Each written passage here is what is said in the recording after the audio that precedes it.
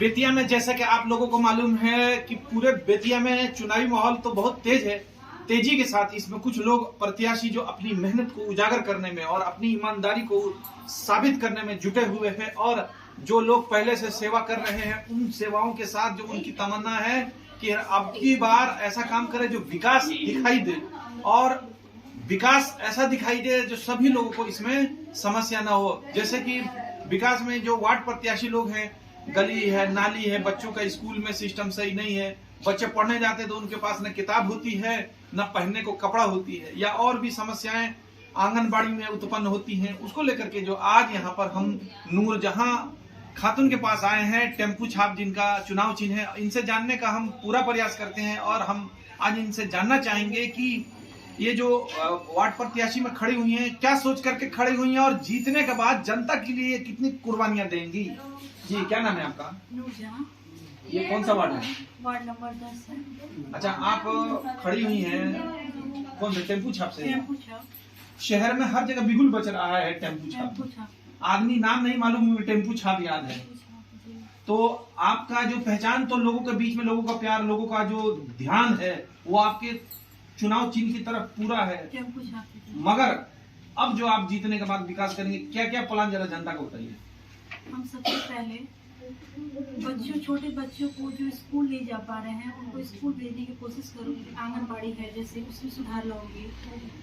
और बहुत सारे बच्चे हैं जो पढ़ते नहीं हैं, बाहर खेलते कूदते हैं, उनको सही ढंग से खाना पानी नहीं मिलता है, उन लोगों के लिए कुछ करने की कोशिश करूँगी। वार्ड के नौजवान जो नशा के लत में लिप्त है उनको पढ़ाई के लिए आगे लाऊंगी, और उसके बाद उनके रोजगार के लिए भी अपने प्रशासन की तरफ से भरपूर कोशिश करूंगी। वृद्धा पेंशन, विधवा पेंशन, सरकारी रोजगार योजना, कन्या विवाह योजना, इन सभी समस्याओं को लागू करने की कोशिश करूंगी। अच्छा, ये बताइए मैडम जी, बहुत से ऐसे बच्चे आपके वार्ड में देखा है हमने जिनके माँ नहीं है, बाप नहीं है, और माँ बाप का साया न होने के कारण आज भी भटक रहे हैं। उनका दर्द हर कोई के दिल में एकदम लगता है, और लगता है कि कुछ न कुछ बहुत ज्यादा वार्ड में खराबियां हैं। उनके लिए आपकी तरफ से पहल क्या होगी? उनके लिए होगी कि हम उन बच्चों को अच्छे से अच्छी सुविधा दें, है ना, खाने पीने हो, स्कूल, पढ़ाई लिखाई, उनके कपड़े पहनने ओढ़ने के साथ उन्हें घर ढंग से घर मिले, उन्हें और सारी सुविधाएं मिले, जिससे वो बच्चे जो बाहर घूम रहे हैं, खेल रहे हैं, जिनके माँ बाप नहीं है, तो हर परेशानी से जूझ रहे हैं, उनको।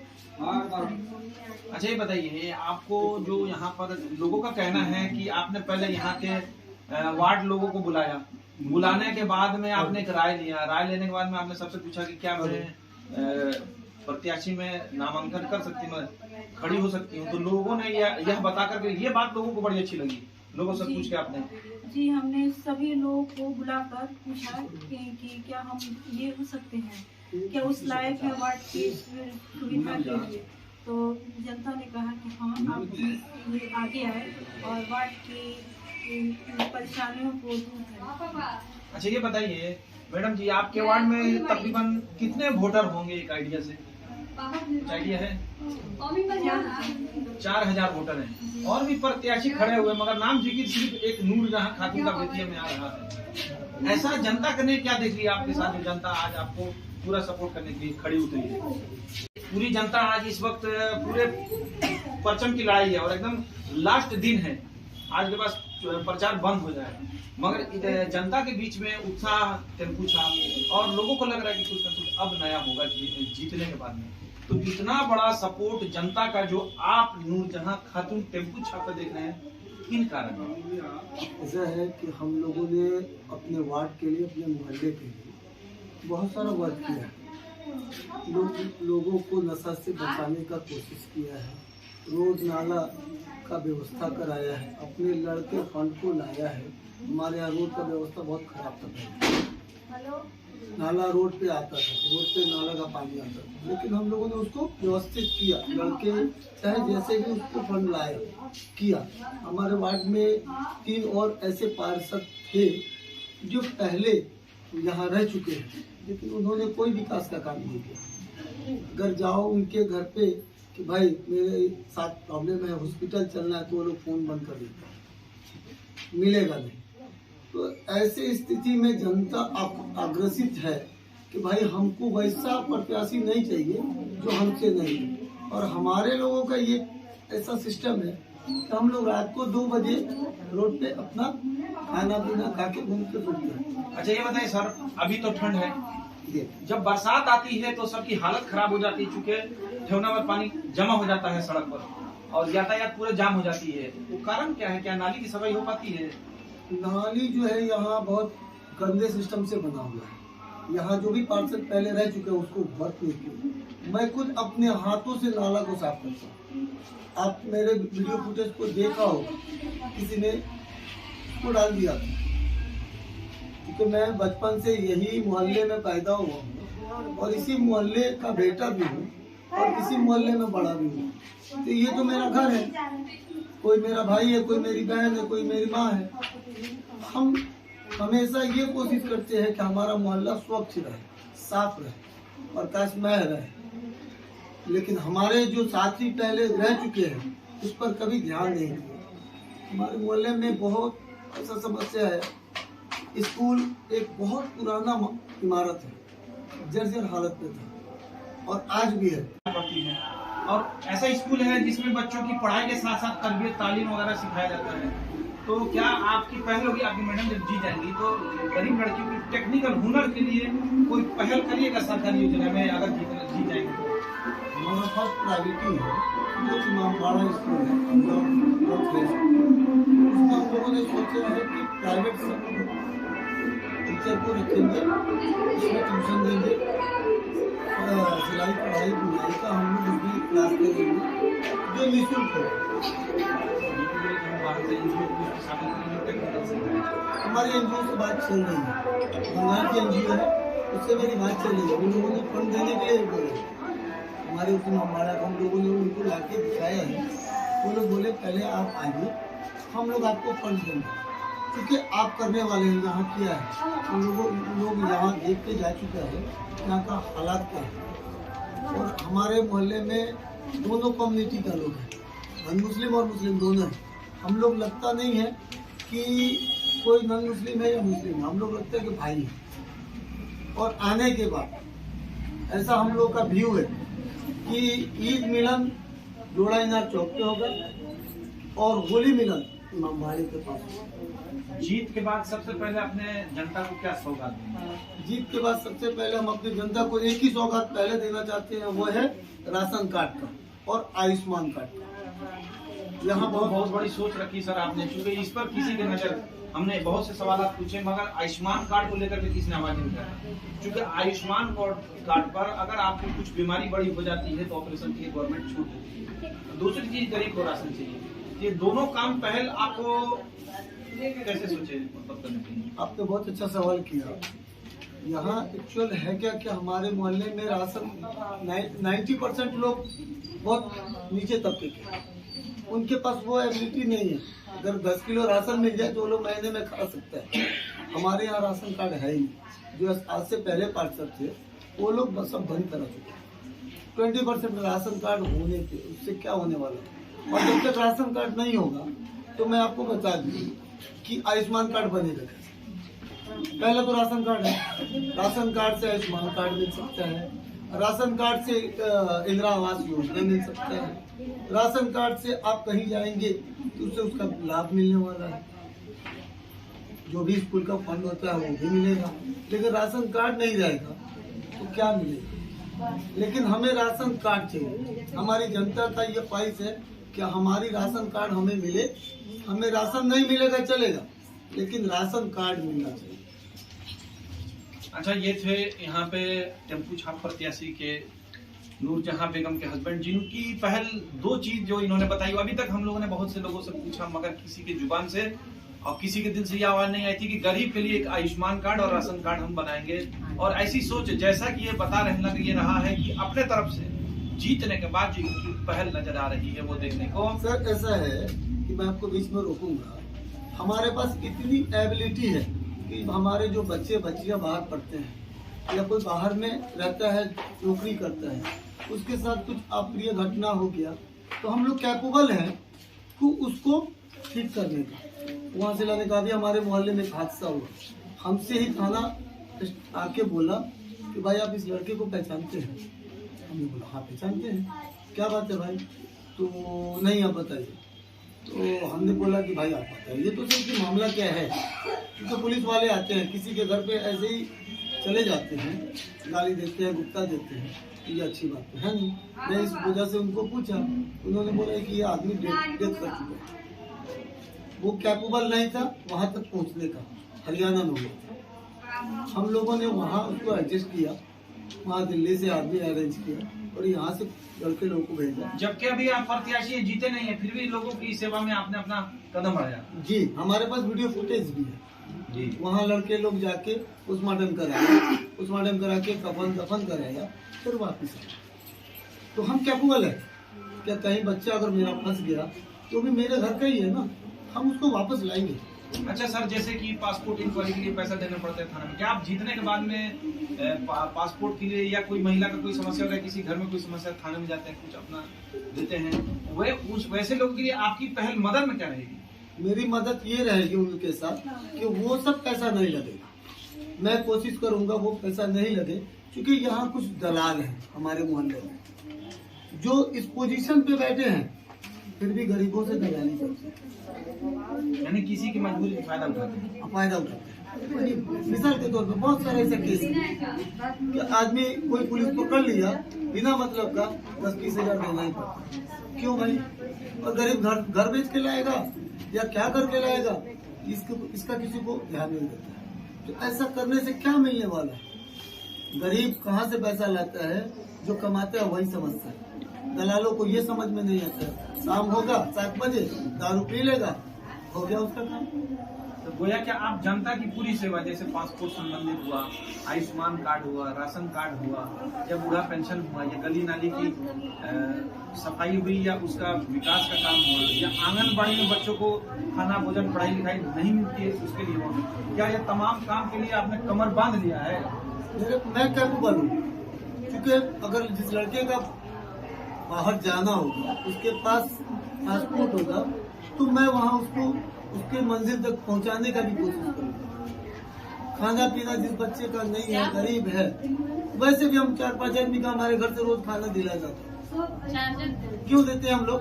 कि भाई हमारा मोहल्ला बहुत नीचे तबके से, हमारे पास अल्लाह ने दिया है, अल्लाह का करम है कि हम लोग हर चीज से संपन्न हैं। कहीं गरीबों की दुआ तो नहीं जो आपको इतने बुलंदी पे लेके जा रही है? सभी लोगों के आदमी जुबान पर टेम्पू छाप और सब लोग सपोर्ट करने को बड़ी उत्साह में। जी जी जी, ये तो बात है, आपका कहना बहुत सही है कि हमारे मोहल्ले में बहुत लोग हैं, बहुत क्या 99% या 100% लोग हैं, लेकिन कुछ लोग हैं जिसके बहकावे में आके वो थोड़ा इधर उधर है। लेकिन हमको हमारे पूरी आवाम से मोहब्बत है और पूरी आवाम मुझे मोहब्बत देती है और मुझे इस मुकाम तक लाई है कि कल तक मुझे थोड़े बहुत लोग जानते हैं, आज पूरा शहर मुझे जानता है। जब पूरे बेतिया में सब चर्चाएं हो रही हैं कि बबलू भाई की पत्नी नूरजहां खातून खड़ी हुई है, टेम्पू छाप सपोर्ट करने के लिए काफी उत्साह है, और वो इंतजार कर रहे हैं वो घड़ी कब आएगी जब वो बटन दबाएंगे टेम्पू छाप पर। उन लोगों को क्या मैसेज है? सर, मैं उन लोगों को मैसेज करूंगा कि आप अपने घरों से 28 तारीख को सुबह निकले और वोट करें, टेम्पू छाप पे वोट करें। मेरा वोट का टेम्पू छाप का निशान है, 3 नंबर है ईवीएम के मशीन में, 3 नंबर पे है टेम्पू छाप मेरा निशान है। और मेरी जो अहलियां हैं वो पोस्ट ग्रेजुएट हैं, PhD की हैं, उनके पास इतनी सलाहियत है कि वो किसी चीज को समझ सकती हैं, उसके विरोध में बोल सकती हैं। हम तो नहीं जाएंगे बैठने पार्लियामेंट में, हम नहीं जाएंगे बैठने, पार्षद पति नहीं जा सकता, पार्षद का बेटा नहीं जा सकता। ये बहुत बड़ा अच्छी बात है, बहुत अच्छी मैसेज है कि कोई पार्षद पति नहीं जाएगा। जो भी बोलना होगा पार्षद को बोलना होगा, और हम कैपेबल हैं कि हम जाके वहाँ लड़के वो चीज को लेके आ सके जो हमको उन्होंने बोला है वहाँ, उसको हम कोशिश करेंगे जल्द से जल्द पूरा। अच्छा सर, कुछ इसमें ऐसे भी हैं जो आपके जो चाहने वाले को भटकाने का प्रयास करेंगे, चुनाव से एक रात पहले जैसा का माहौल आपको मालूम है कि घर घर में जाना, पैसे बांटना, लोगों को बरगलाना, उन लोगों को आप जनता की सेवा, समाज के नुकसान के हित और फायदे के लिए क्या बात करेंगे? मैं उनसे कहूँगा कि जो आप मैसेज दे रहे लोगों को, उनको आप ये मतलब कुछ लोग ऐसे हैं रात को ही चेंज हो जाते हैं माइंड, पैसे लीजिए 500, उनके लिए तो बड़ा नुकसान होगा, मगर उनके हक में, उनके फायदे के लिए आप क्या मैसेज दें? उनको मैं यही कहूँगा कि 500 रुपए के चक्कर में ना आए, गुलामी की जंजीरों में ना जकड़े कि 500 रुपए लेके और 5 साल जकड़ के रहेंगे। काम के लिए जाते हैं तो वो क्या बोलते हैं, हमने तुमको 5 साल के लिए खरीदा। हमारे एक पुराने साथी पार्षद यहाँ रहे हुए हैं, हमारे सीनियर थे, उनका नाम तो नहीं लूंगा, लेकिन उनके पास एक जंदे है, बोला भैया ये मेरा एक राशन कार्ड का काम कर दो। उन्होंने क्या बोला, ज्यादा बोलो मत, आवाज मत निकालो, चुप बैठो, तुमको 500 रुपए दिया तो तुम्हारा वोट खरीदा। तो मैं उनसे गुजारिश करूंगा वो बहकावे में ना आए, दलालों के बहकावे में ना आए। यानी 365 दिन वो 64 दिन अपना पैसे का खाते हैं, एक दिन अगर खा लिए तो उनको 5 साल तो भुगतना पड़ेगा। सर 500 रुपए देंगे तो आपसे 5,000 10,000 निकालेंगे, बिना निकाले वो आपको छोड़ेंगे नहीं। ये भी बात आपकी सही नजर आ रही है। 500 रुपए अगर देते हैं जीतने के बाद, फिर वो आपके किसी न किसी मीटर में वसूल लेंगे तो निकालेंगे। वो तो ये सोच के पैसा खर्चा करते हैं, वही सोच के ही पैसा खर्चा करते हैं कि 500 दिया है 5,000 निकालेंगे, तभी इनको छोड़ेंगे। इससे पहले हमारे पार्षद जो 7 बजे उनका दिमाग खराब हो जाता है, वो पैसा पिछले बार पानी की तरह बहा। आज भी जो भी पार्षद है, मैं किसी को आज तक कोई मेरा रिकॉर्ड नहीं बता सकता मैं किसी को 500 रुपए दिया हूँ, 5 रुपए दिया हूँ। मेरे ये जो भी साथी हैं, मेरी बहनें हैं, बिना पैसे का यहाँ मेरे सामने खड़े। अच्छा सर, विरोधियों का पसीने क्यों छूट रहे हैं? तो बड़ा परेशान है वो लोग। छूटेंगे ना। चक्कर ये है कि विरोधी देख रहा है कि इनके सामने कोई है ही नहीं। विरोधी को तो लग रहा है कि हम तो गए, बस मेरा पैसा भी गया, पैसा सामने फेंक रहे हैं, नाम बुलवा रहे हैं। विरोधी इलेक्शन लड़ने से ज्यादा इज्जत बचाने में लगे, ऐसा क्या हो रहा है? इज्जत तो बचाना पड़ेगा, क्योंकि वो लोग 15 साल कोई रहा है, कोई 10 साल रहा है, कोई 5 साल रहा है, तो हम तो पहली बार आए हैं। और अल्लाह का करम है, हम जनता का दिल जीत लिए, जनता मुझे मोहब्बत दे रही है। इससे बड़ी बात क्या हो सकती है मेरे? मैं तो खुशनसीब हूँ, अल्लाह का शुक्र अदा करता हूँ कि जनता मेरे साथ है। अच्छा सर, वार्ड नंबर 10 है आपका ना? वार्ड नंबर 10 में वोटर जेंट्स से ज्यादा महिलाएं बड़ी उत्सुक हैं कि इनको जिताया जाए, इनको सपोर्ट किया जाए, वो दिल से एकदम तैयार है। इसमें क्या ये सर की औरतें घर को कहीं ना कहीं ये लोग जैसे राशन के लिए गए हों या अपने बच्चों की पढ़ाई लिखाई के लिए स्कूल गए, एकदम टूटी हुई हैं ये कुछ लोगों से, इसलिए उनका दर्द झलक रहा है उनकी इन मेहनत में। उसके बारे में सर वही बात मैं बोल रहा हूँ आपको कि औरतें घर चलाती हैं, मर्द दिन भर काम करता है, पैसे कमा के लाकर औरत के हाथ में करता है। घर तो औरतों को चलाना है।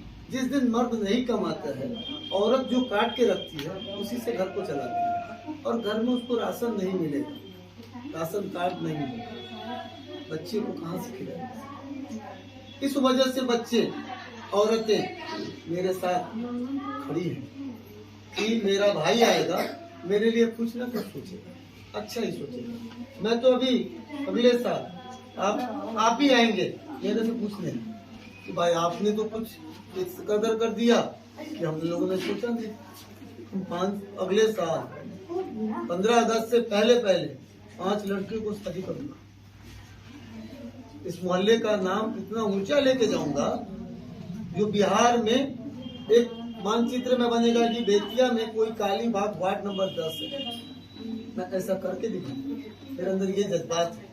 अच्छा सर, पूरे बेतिया में टेम्पू छाप लोग जहाँ खाते को नजर आ रहे हैं, मगर जो आपका बैनर लगा है, इतना बड़ा बैनर कहीं और किसी के पास नहीं लगा है। इसका भी चर्चा लोग कर रहे हैं कि इतना बड़ा बैनर, चूंकि फुल HD में बड़ा खूबसूरत लग रहा है जो बाहर, और आप वीडियो में देख रहे इतना खूबसूरत बैनर रहा, और कोई भी जा रहा है रात को दिन में तो एक ही चीज नजर आ रही है, टेम्पू छाप और लोग खाते। सर ये हमारे मोहल्ले के लोगों की ख्वाहिश थी कि आप बोल रहे हैं, हमारे दरवाजे पे हम लोगों से जाके मिले, उसके बाद लोग मेरे पास आया, तकरीबन 1000 लोग मेरे यहाँ आया, बैठा, बोला आप खड़े हो। तो ये लोगों का प्यार था। उन लोगों ने बोला बड़ा बैनर लगाइए कि हम लोग शान से कह सके कि मेरा वार्ड पार्षद बहुत बड़ा है, पूरे 46 वार्ड में सबसे बड़ा है। ये थे बबलू जी जो विकास के मुद्दे पर तमाम बातों को अपने सामने जनता के सामने रखे और तमाम मुद्दों को जनता के सामने रखे। और वह तमाम बातें जो अभी तक हमने जिनसे भी सवालात किए हैं उनमें सबसे ज्यादा मुद्दों की बात, विकास की बात, अहम बात, लोगों के दुख दर्द की बात। और बात है मेरी, छोटी सी बात है, मैं आपका ज्यादा समय नहीं लूंगा। द्वार देवी चौक पे एक पुल है जहाँ रामा हलवाई का किला लगता है, वहाँ 4 पार्षद, वार्ड नंबर 14 है, 15, वहाँ है 11 और 10, जहाँ पहले 5 पार्षद हुआ करते थे। 5 पार्षद को 4 साल नहीं दिखा कि रोड वो पुल का दीवार गिर चुका। मैंने उसको अपने फंड से बनाया, लिबर्टी सिनेमा पास, जिससे हमारे पुराने साथियों ने पुल को तोड़ दिया। पब्लिक को बहुत परेशानी हो रही थी आने में, मैं उस पुल को अपने फंड से बना। मस्जिद के बाद हमारे एक साथी ने पुल तोड़वा दिया, पहले पार्षद थे, पुल तोड़वा दिया, 2 बार बना, दोनों बार 15-15 दिन में पुल टूटेगा, काम ऐसे ही होता है, ये तो घोटाला है भाई। तो हमने अपने फंड से उसको बनाया। अब हम कुछ नहीं होते हुए अपने फंड से इतना कर सकते हैं, तो हम आगे कैपेबल नहीं है? क्या आपको लगता है कि हम कैपेबल नहीं है? यानी गरीब लोगों की मदद किया तो आज पूरी जनता आपको सपोर्ट करती है। जी जी जी, वही मदद करना, लोगों के दुख दर्द में काम आना शायद आपको इस मकाम तक लेके जा रहा है। और चारों तरफ जैसे कि एक नजर आ रहा है माहौल में कि जीतपुर टेम्पू छाप की होगी, ये तो है। शायद वही नहीं यहाँ पर आज दिखाई दे रही है। जी, नेकी तो है मेरे साथ। मैंने बहुत सारी लड़कियों की शादी हुई है, उसमें कोऑपरेट किया, लोगों ने देखा है, लेकिन मैं अपना नाम कभी नहीं ले लिया कि मैं करता हूँ। कोई मुझे कहता है कि आपने मेरे पास बहुत एहसान किया, मैं बोलता हूँ नहीं, अल्लाह का करम है, अल्लाह ने मेरे से कराया है तो मैं किया हूँ, नहीं तो मेरे से नहीं होने वाला। भगवान अल्लाह एक ही है और उन्होंने मुझे सलाहियत दिया, मुझे दिया है तो मैं किसी के लिए कर सकता हूँ। तो ये तमाम मुद्दों पर बातें किए और बातों से ये लग रहा है कि ये अभी वार्ड पार्षद नहीं है तो इतनी भावनाएं इनके दिल में है, और जीतने के बाद में सरकार की तरफ से जो भी इनको सुविधा मिलेगी उससे कहीं ज्यादा ये अपने दिली ख्वाहिश के तौर पर और जनता की सेवा समझकर और दुख दर्द लोगों का बांटते रहेंगे और सेवा करते रहेंगे। ताज खान, बेतिया से आप तक।